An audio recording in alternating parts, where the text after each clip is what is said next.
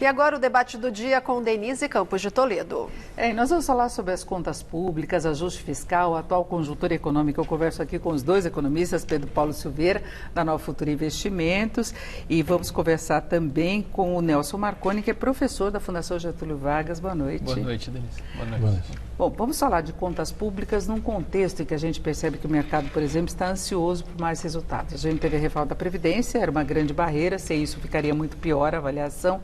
Mas começando, Pedro Paulo, como é que você vê hoje? Nós tivemos essa pressão toda no dólar e quando a gente pega aquela lista enorme de motivos, está lá a expectativa de que o governo faça mais, produza mais resultados. Agora aumentou a quantidade de tarefas. Para salvar o país, precisava fazer a reforma da Previdência, nós paramos o país para ser salvo para a reforma da Previdência. Acabou a reforma da Previdência, o governo mandou mais 5 propostas para o Congresso, né? 3 para a Câmara e 2 para o Senado, né? Uma sendo um projeto de lei. Eu acho que a agenda ficou extremamente complexa. É difícil, talvez, até do próprio parlamentar entender qual a tarefa dele no próximo ano. Eu acho que demorou para o mercado perceber que essa agenda era extremamente ambiciosa, né? E para ela conseguir questionar alguns dos pontos fundamentais, que é recuperar emprego, sem produzir um aumento do déficit público, que é a grande preocupação hoje no país, aumentar o nível de emprego sem produzir déficit público, exige uma reforma da Previdência, uma reforma fiscal aqui, outra reforma fiscal acolá. É um negócio extremamente amplo e vai demandar muito tempo.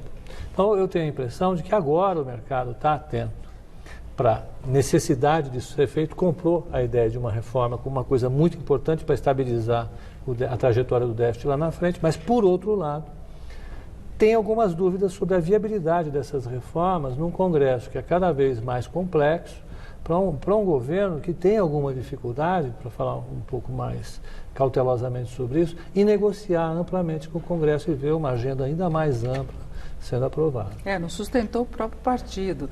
Agora, na sua opinião, haveria condições para se implementar esse ajuste muito mais amplo que se espera, num contexto em que a economia ainda está crescendo relativamente pouco, mesmo com as projeções melhores para o ano que vem? Dado, vamos dizer, o que o governo desenha como ajuste, eu acho realmente difícil, porque você continua tendo os problemas de arrecadação, né? Nós vamos ter um problema de arrecadação, inclusive na Previdência, eu acho, no futuro próximo, né? Em função da precarização do emprego.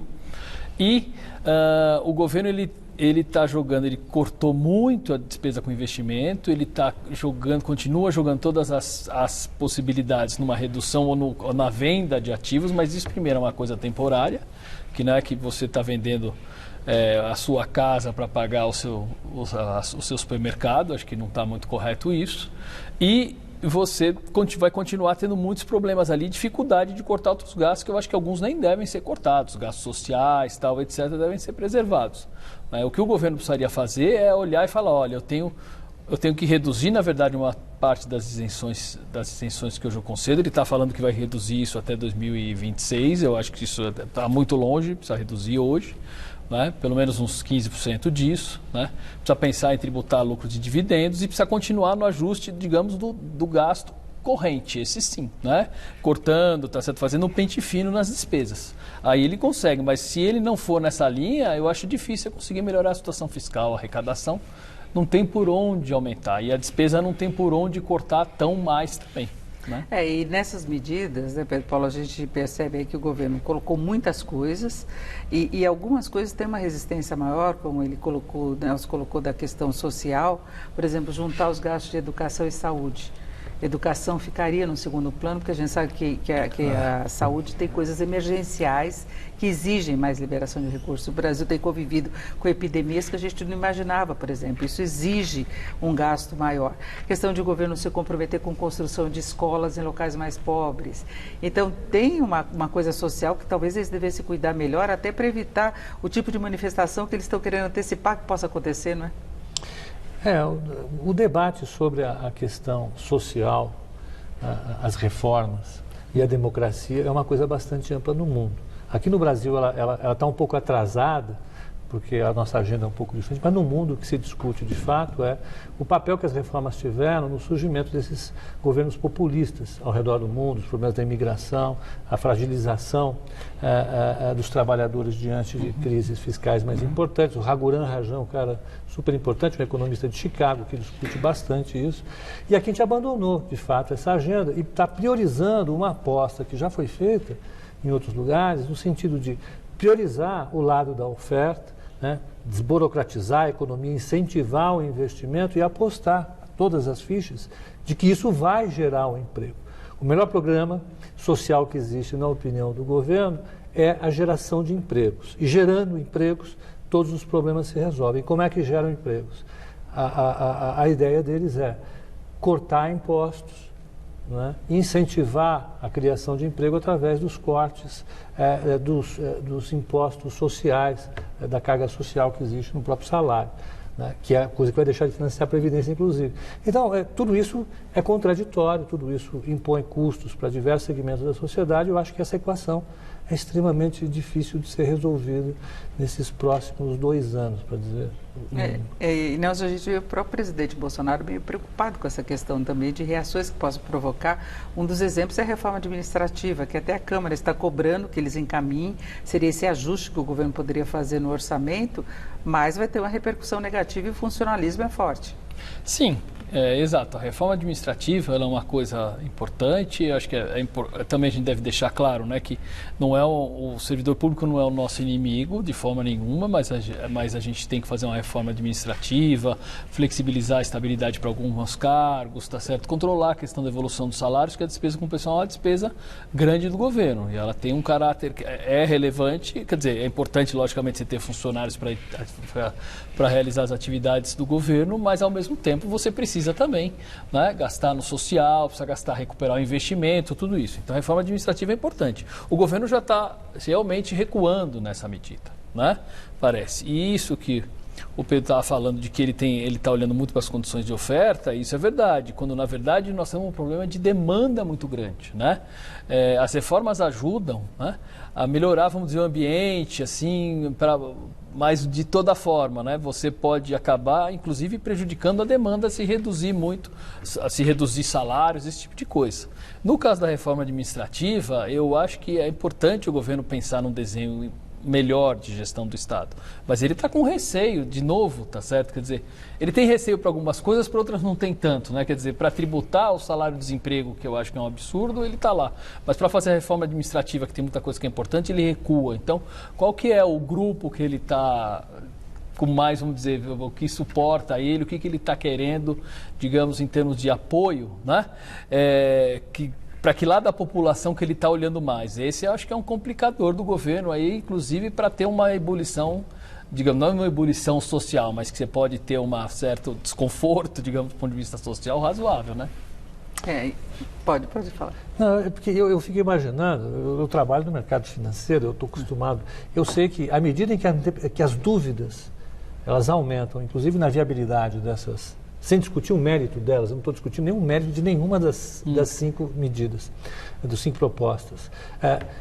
À medida que o mercado vai vendo que os custos são elevados e que é difícil distribuir tudo isso, o mercado vai aumentando o nível de risco que ele olha lá para frente. Isso começa a fazer com que o mercado oscile mais, a percepção de risco vai aumentando um pouco e a economia vai desacelerando. Então, e não é só do mercado local, né? Você tem do investidor. Quem está de olho é o investidor estrangeiro. O estrangeiro ele está olhando, ele vê esse cenário aqui. Ele é um player super importante, ele precisa diferenciar o Brasil do resto da América Latina. Ele olha para a gente como um bloco. O que o Brasil tem de diferente? O Paulo Guedes fez uma sugestão. Nós temos 5 medidas para tomar aqui que vão ser completamente importantes no sentido de nos diferenciar do resto da América Latina. Agora, eu acho que ele precisa mostrar a viabilidade disso ao longo do tempo. E eles mesmos começaram a duvidar dessa viabilidade. Eu acho que o efeito imediato é o mercado começar a duvidar um pouco disso e aumentar o prêmio de risco. E isso mesmo desacelera a economia aos poucos, se não for revertido. E o complicado é que veio essa preocupação maior com relação à capacidade do governo avançar muito com o ajuste, com as reformas estruturantes aí da economia, ao mesmo tempo que se tem os sinais de uma melhora. né? Com uma melhoria da projeção de crescimento do ano que vem, um pouco de melhora para este ano, nada excepcional, mas numa trajetória que seria ascendente. Isso pode ser interrompido? Eu espero que não. O que fez a economia de fato melhorar bastante, as expectativas em relação à melhoria da economia melhorarem bastante, foram os juros. Os juros caíram sensivelmente. Não o juros Selic apenas, que já estavam projetando 4% para o ano que vem, o mercado já subiu para 4,5% por causa do câmbio, mas as taxas de juros mais longas, para 10 anos, elas tinham caído num nível recorde. Isso ajudou a impulsionar alguns setores, como o da construção civil aqui em São Paulo. Se esse barulho continuar, se esse ruído continuar, a taxa de juros volta a subir, e esses setores que estavam impulsionando o otimismo começam a se retrair. O índice de construção civil da GV, hoje, ele tinha subido para sinalização para novembro. É importante que ele se mantenha em alta, mas isso depende mais da taxa de juros. Nelson. Eu acho que a gente continua patinando, né, naquela taxa de crescimento de 1%, tal, já faz alguns anos. Né? A gente já teve lá os problemas primeiro decorrentes da política econômica da Dilma errada, depois acho que o remédio também foi muito forte, foi errado, e a gente continua nessa mesma trajetória. A gente crescer 1% já é o que a gente estava crescendo, quer dizer, a gente está falando, vamos crescer, mas é mais ou menos isso, quer dizer, se a gente tem um desemprego muito alto, tem um nível de pessoas muito endividadas, um nível elevado de pessoas endividadas, é difícil a gente ter essa retomada. Né? Se você olha o setor da construção aqui em São Paulo, melhorou, mas você olha em outras capitais, não está a mesma coisa. Né? Você olha, por exemplo, o comércio, o que está descolando no comércio é a venda de automóveis, em boa parte para as locadoras, tal, né? Tá certo? Ou para quem saiu do mercado de trabalho e está trabalhando com transporte de aplicativo, via aplicativo.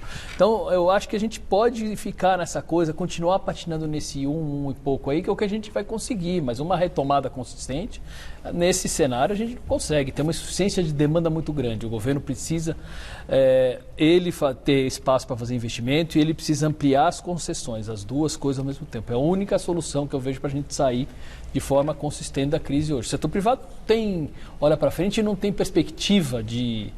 Eu vou investir, eu sou empresário do setor privado, vou ganhar dinheiro aonde, tá certo? Quer dizer, do ponto de vista produtivo, é muito difícil. Se anima com um ou outro indicador melhor, como o uso de capacidade instalada, que nos dados da CNI melhorou um pouquinho, mas ainda não melhorou a ponto de atingir um percentual que estimule investimento de fato, né? Eu acho que o número mais provável para se trabalhar daqui para frente com taxa de crescimento é uma taxa de crescimento ali entre 1,8 e 2,3, nada mais do que isso. Seria uma surpresa se fosse acima disso. Seria muito bom que pudesse passar disso, né? Porque no começo do ano você imaginava um cenário relativamente tranquilo de impulso do crescimento, que passou por uma frustração pesada e só começou a reagir agora no finalzinho, né? Eu acho que o modelo mudou de crescimento e vai ser um modelo mais espartano, modelo mais de taxas de crescimento menores.